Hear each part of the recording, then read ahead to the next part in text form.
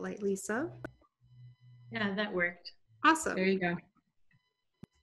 All right, I got to minimize myself. Otherwise, I'm going to be staring at my own face this entire time. Let's see. There, that's better. Okay. All right, awesome. Welcome, Lisa. We're excited to have you. Let's see. So our theme this morning is purpose, and we did break into groups and chat a little bit about how people's sense of creative purpose has changed within the last few weeks, if at all. Do you want to tell us how you feel about that question that you had all of us chat about? Well, purpose is a really important part of my art practice, and I feel like part of what motivates me on a regular basis anyway is this sense of how I show up in the world. And the current circumstances have really caused me to rethink what my purpose is right now, because almost everything, not everything, but almost everything I was working on when this happened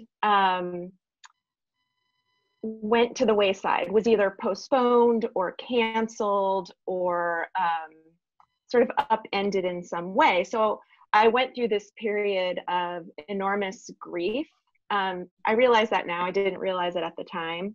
The first 2 weeks of quarantine, or whatever you want to call it, shelter in place, I was really struggling a lot with sort of how to feel, and found myself feeling really sad and exhausted. And in truth, I had literally just the day before wrapped up treatment for breast cancer. I was diagnosed with early stage breast cancer in December. And so January and February and the very early part of March were spent, you know, sort of in my own personal quarantine, if you will, having nothing to do with coronavirus. And so I was, I was ready to like break out and like go do things again and have energy again. And then all of a sudden, you know, actually Clay, my wife, and I were supposed to leave on vacation to Mexico. And so anyway, all of that aside, I had sort of this period where I had to really grapple with how I was feeling about letting go of all of these things that I was looking forward to.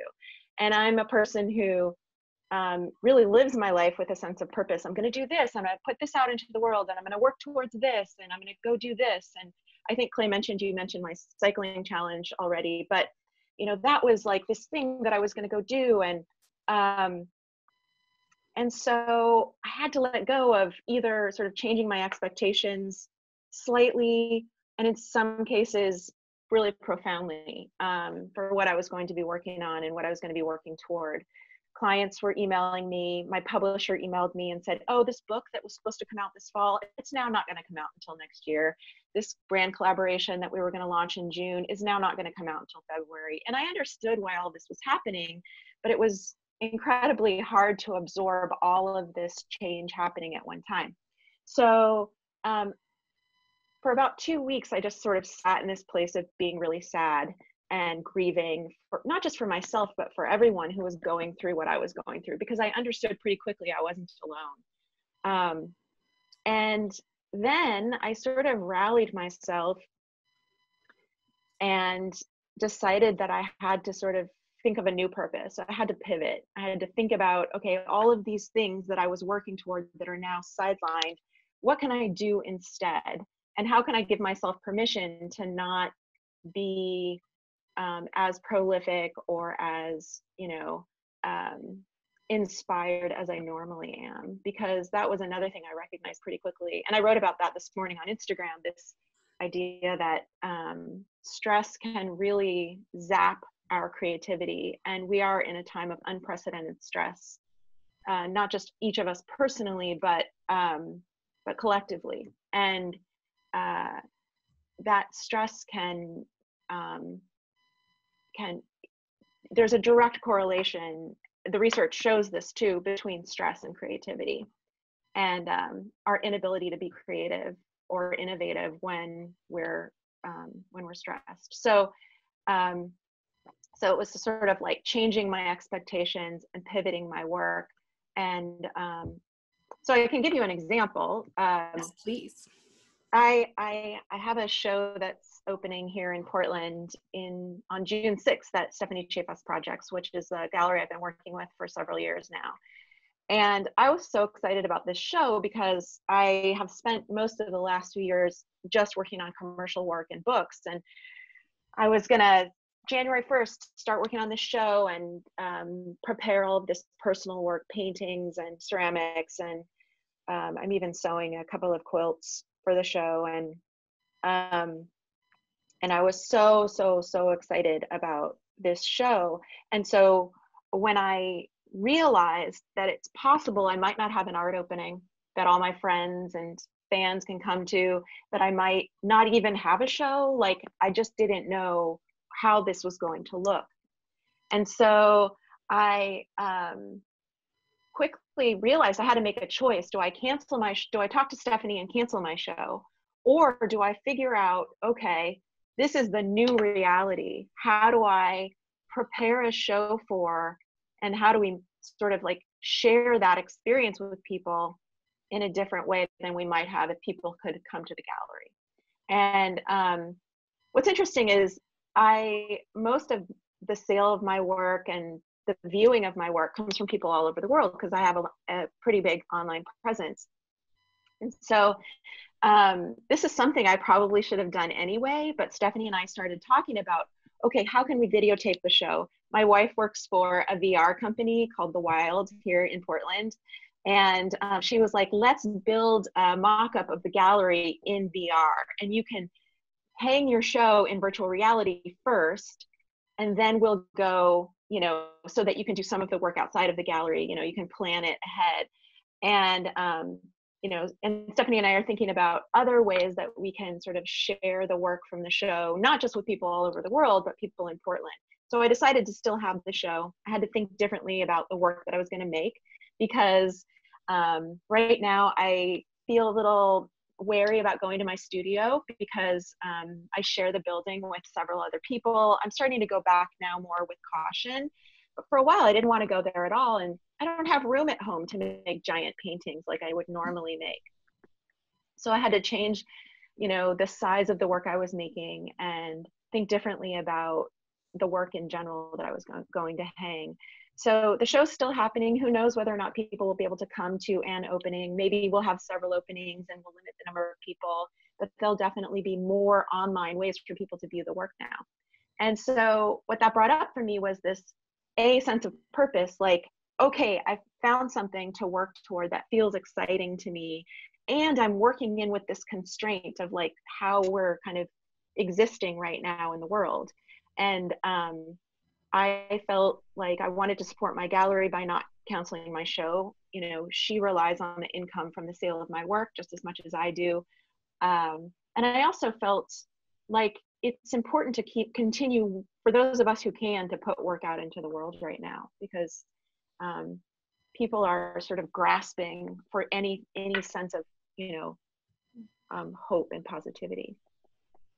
Oh, I love that. And there are so many lovely things in there. I really, if anyone has not read your metaphor about humidity and running and stress on Instagram this morning, that made my day. Because I lived in DC for a while, and it is a completely different thing to go like try and exercise in that humidity versus the dry air over here. Yeah.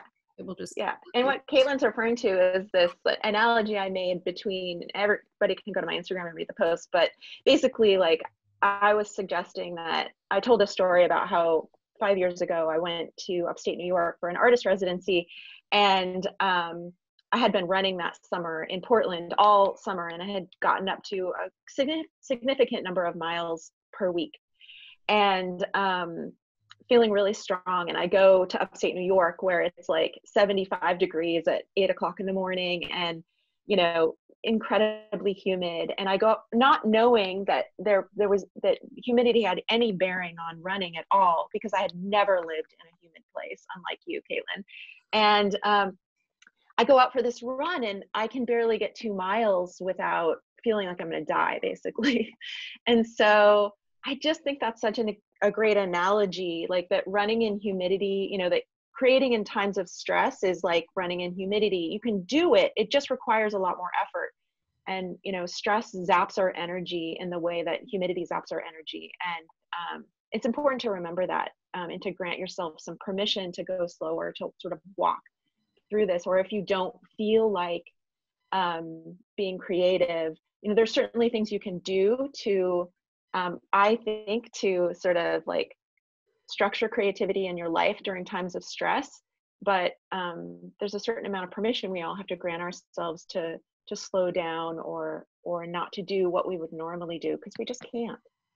We can't. Yeah, it's really lovely to read, and it is a really apt analogy for just the unexpected way something like this is changing what people feel is their normal levels of productivity and creativity. Yeah. There's something else you mentioned, and hopefully folks who are familiar with your work, you talk often about how important discipline and routine and finding sources of inspiration and time for yourself, like time in your studio to work on your art, how important those are to your process, and seeking out, finding the spaces to seek out those times you're dedicating to your creativity and times you're dedicating to going out in nature, going to other people's galleries, museums and things. And right now I feel like we're all kind of constricted into, we can't go work in a different space. We're Right. Our schedules are completely thrown off from even the most, you know, disciplined among us. And there's really like one place, which is the screen we're all staring at right now, or, you know, the endless scrolling that we're going to for inspiration. And so it just feels like we're online all the time and a little bit stuck in this kind of repetitive wheel. And it makes it harder than ever to stay out of those traps of feeling like comparing yourself to others or feeling pressured to take on a creative project that maybe is outside what you can execute right now, or pressured to give back to your community. So, you know, just with all of those disruptions and things that make it harder to create balance now than ever before, how are you continuing to, you know, honor your path, stick to your routine as much as you can, or like in what ways are you allowing yourself to kind of make change within what's worked for you in the past? Yeah, I think that's such a great question, because you're right. Normally, there's just ways that we manage our workloads or our stress. We can go out into nature, which we fortunately can still do. And I encourage people to get out and walk around where it's possible and legal, and as long as you're not trespassing, or trespass, whatever, do it. That feels like, you know, one thing that we can do. And part of what I'm doing is trying to focus every day on what I have control over, because we have control over a lot of things still. There's a lot more we don't have control over. So including knowing what's going to happen tomorrow. Not that we ever really knew what was going to happen tomorrow, but, you know, at this point, it's like we're all sort of looking at this future and we don't know what to expect. Like, even I was just talking about my show that opens in 6 weeks. Like, we don't know 6 weeks from now what the landscape is going to look like. And so part of what I've been doing is trying to focus on what I have control over. And part of this is different for everyone, but part of what gives me a sense of calm is creating a routine for myself. And my routine looks very different than it used to. I used to go to my studio almost every day. I got up and went to my local spin gym, mob cycle, you know, several days a week. 2 days a week, I would go on a really long bike ride with my cycling team. So, you know, all of that, it no longer exists. So I had to create a new routine for myself. And I think structure is actually really comforting to people. Even if you're somebody who feels like you're structure averse, sometimes the people who are structure averse actually tend to need structure even more than the average person. So, you know, I've been kind of creating a new routine for myself. I also think that I've been, and I encourage other people to think really simplistically about what, you know, in those blocks of time that you're working in your day, like, what can I accomplish? What's reasonable for me to accomplish? And I mean, I'm sort of famous for having an impossible to-do list. And I'm really trying to pare that down to something that is actually possible, because it's something that I have control over. And literally, like, if I have a block of time in the morning, I actually, unlike many of you or other people out in the world, I actually don't have a ton of free time right now, because I actually am working on a bunch of client projects and one book, and I'm preparing for this show. So I have all this stuff I have to do. And if anything, I feel this pressure during this time when I feel stressed out about the unknown to be productive. And that's really hard. So for me, it's like, okay, in this 3-hour block of time that I have this morning, what can I reasonably accomplish? And really setting my goals to be less stringent than they normally would be, or sort of a little looser and slower than they would normally be. I work in short bursts more than longer bursts, and I think for anybody who is trying to show up creatively at, their proverbial art desk or wherever it is that you make your work during this time, to think about, and is struggling to do that, to think about giving yourself an assignment that's really easy, in your comfort zone, something that is, just requires showing up and doing something really simple, because often it's just starting. That's the hard part. But once you get into it, you find yourself, 3 hours later, having created something. It was just the showing up and beginning. That was the hard part. So making the beginning part of whatever it is you do easier for yourself. Well, and I love the so idea. Go ahead. I love that you're not saying get rid of the to-do list. You're not saying just, like, do whatever you're feeling. You're still holding yourself accountable, but giving yourself a little bit more of a little room to pare that back and make sure it's achievable and keep yourself going with that momentum. Right. I mean, my work has always been about, like, my work is really, like, about, sort of situated in what I am experiencing as a human being, as a woman, as a member of the LGBTQ community, as an artist. Like, those are all the things I make work about. I mean, some of my work has nothing to do with those things, but a lot of my work has to do with those things. And so what's happening now is a lot of my work has to do with what it's like to be in this time. So I also recommend that people sort of, like, consider where you are now. Like, forget where you were 2 months ago, forget where you want to be. Where are you now? What are you experiencing? And using that as, the fodder for whatever it is you're going to make, or write about, or even if that looks super different than what you would normally do. I mean, your imagination can be a very dangerous thing if you don't express it. So right now we're imagining all of these bad scenarios, or maybe we're imagining how this pandemic is going to change the world for the better, right? That's probably a less dangerous direction to go.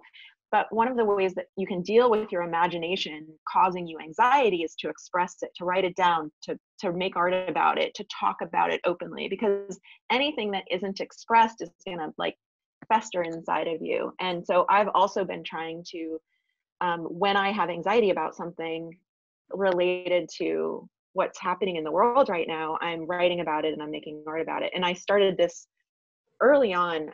I posted about the pandemic before there were even any stay-at-home orders in the United States. And one of my followers suggested that she was going to start a coronavirus diary. That's what she called it. And I thought, that is such a great idea. So I started keeping one myself, and I don't post pictures of it most days on my regular feed and Instagram, but I post a photo of each of my diary entries every day in my Instagram stories. And I'm most of the time just writing about how I'm feeling, or what I did that day, or my fears, or the things I'm grateful for, whatever. Sometimes I draw pictures.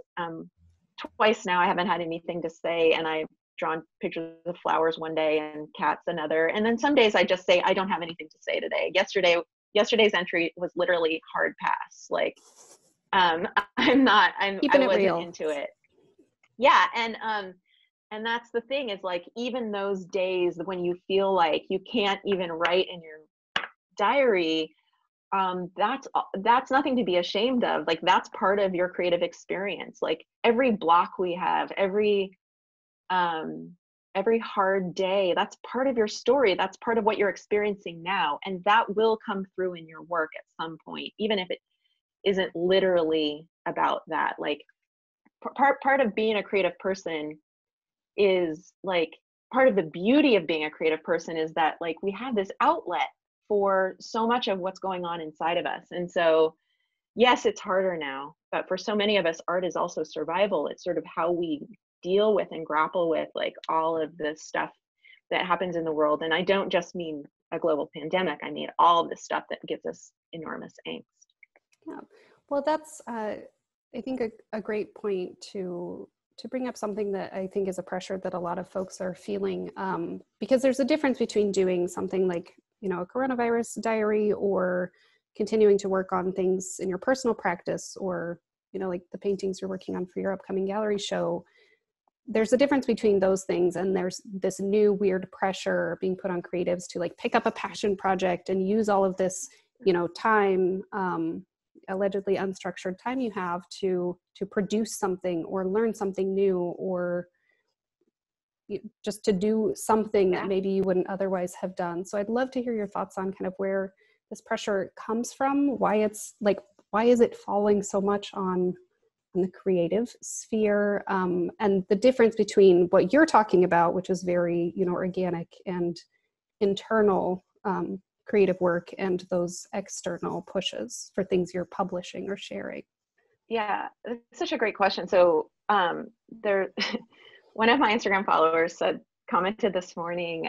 She said, I wrote this down, so I'm just going to read it. If I hear another person say Shakespeare wrote King Lear during the plague, I'm going to lose it. And I just thought that was so hilarious. And so then I Googled did Shakespeare write? And there's like a New Yorker parody that was written in early April about that. Like, it's a thing. And I actually wasn't aware of it until this morning, but and I just made me laugh. But that's really it. It's like, there is a lot of pressure, not only to be productive and creative, like, oh, yay, you have all of this time now that you didn't have, which for many of us isn't actually true. We're still working full-time jobs and working on trying to finish projects.